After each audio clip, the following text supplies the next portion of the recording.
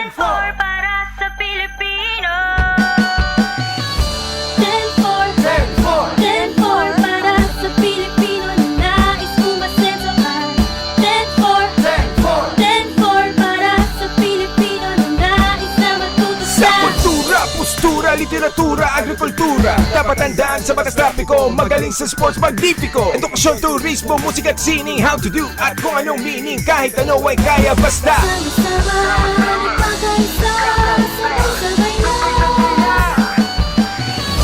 10-4 10-4 para sa Pilipino na nais umasenso ay 10-4 10-4 lahat ng Pilipino dapat tumutok dito sa 10-4 para sa Pilipino.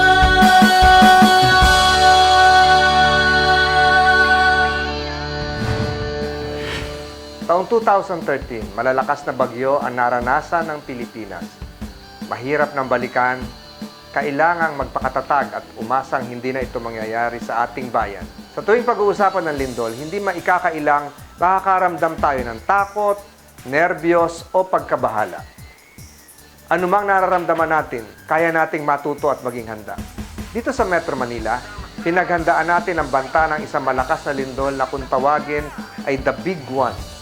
Kung matatandaan nyo, isang paghahanda ang ginawa natin at ito yung shake drill kung saan buong Metro Manila ang nakiisa sa drill. Sa hapong ito, samahan nyo akong alamin ang kasulukuyang estado ng Bohol 2 taon matapos nilang maranasan ang 7.2 magnitude earthquake. Sabay-sabay tayong matuto mula sa nakapanghihinang trahedyang yumanig sa isa sa pinakamakasaysayang lugar sa Pilipinas, nakilala rin sa buong mundo bilang isang paboritong tourist destination. Ako po uli ang inyong lingkod, Francis Tolentino. Walang pag-aalangan sa aking oo sa serbisyo, 10-4 para sa Pilipino.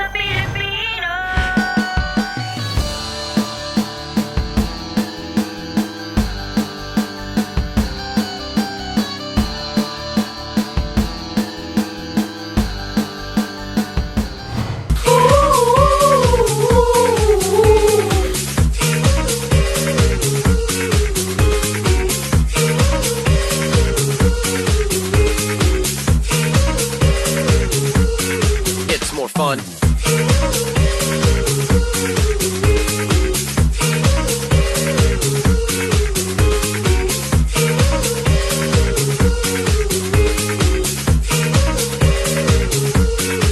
Philippine Island. 10-4 para sa Pilipino.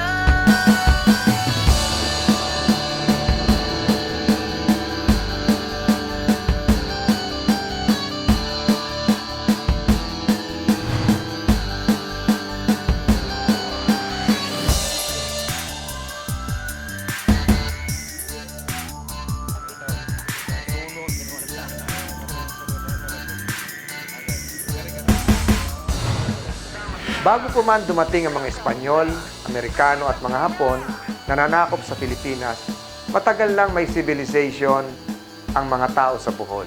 Ayon sa mga eksperto, ang mga Boholano ay descendants ng mga grupo ng mga taong tinatawag na pintados dahil tagtad ng mga tato ang kanilang katawan. Sa mga artifacts na nahukay sa Mansasa, Tagbilaran, Dawis o Panglao, makikita natin na noon pa man may sarili ng kultura ang mga Boholano. Marunong na sila noon, mga lakal, at umaabot hanggang China at Borneo ang kanilang kalakal.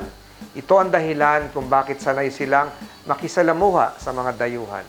Dahilan din ito kung bakit ang Bohol ay maituturing nating first seat of Philippines International Peace Treaty. Bohol. Galing ito sa Visayan term na buho o hol. Marami mga kuweba o isla dito. Pero ayon sa iba, nag-ugat ang pangalan sa lugar sa salitang Bohol. Ang lugar naman kung saan nangyari ang makasaysayang si Catuna Legazpi Blood Compact. Balikan natin ang yugto ng kasaysayan nating ito. Taong 1563, dumaong ang mga Portuguese kasama ang 8 nilang bangka sa Panglao Island na isang trading center noon. Naayos na naging pagtanggap ng mga residente sa kanila. Pero masama pala ang balak ng mga dayo. Pinagnanakaw nila ang mga ari-ari ang ginto, gongs at ilang pang mga gamit ng mga residente. Dinukot nila ang ilang tao o hindi man ginawang alipin ay binenta sa iba para pagkakitaan. Dahil sa hindi naging magandang karanasan nila sa mga Portuguese, naging mabigat ang pakikitungo sa mga tinaguriang white men with birds. Pero 2 taon makalipas, napadpad dito ang Spanish conquistador na si Miguel Lopez de Legazpi. Nalaman din niya ang nangyari sa pagitan ng mga Portuguese at sa mga tao rito. Ang ginawa niya, nakipagkaibigan siya at pinaliwanag na hindi sila mga Portuguese. Kinuha niya ang loob ng mga residente at nabuo ang pakikipagkaibigan sa pagitan niya at ng native king na si Datu si Katuna. Ito nangyari masasabi nating lengguwahe ngayon na International Peace Treaty. March 15, 1565, nagsagawa ng isang Blood Compact Alliance na kung tawagin ngayon ay isang dugo bilang One Blood. Taon-taon, pinagdiriwang ng mga Buholano ang Sandugo Festival bilang paggunita sa makasaysayang pangyayaring ito. Sa katunayan, ang bahaging ito ng kasaysayan sa ulado ng mga Buholano. Nangyari po ito yung blood compact between Datu si Katuna at saka Miguel Lopez de Legazpi noong in the middle of March 1565. Nag-cut lang sila sa kanilang braso, then kumuha sila ng dugo, konting dugo at saka hinalo sa wine at saka ininom nila.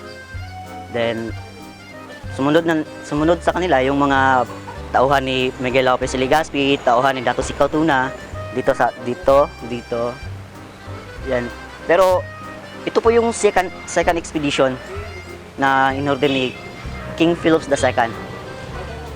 Kasi yung first expedition is si Magellan po, 1521.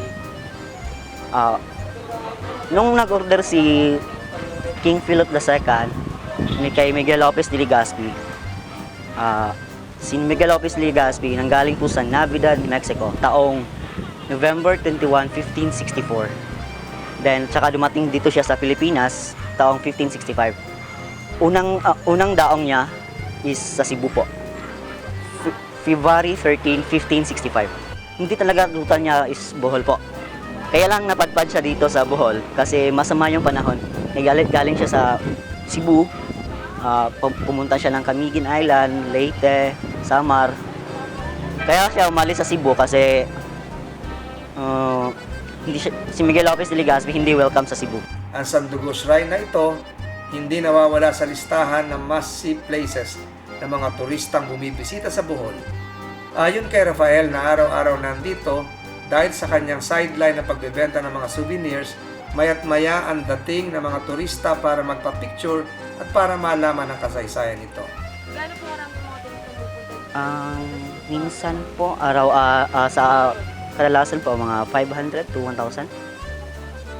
Ano yung tansya nila? Tansya ko na per day po.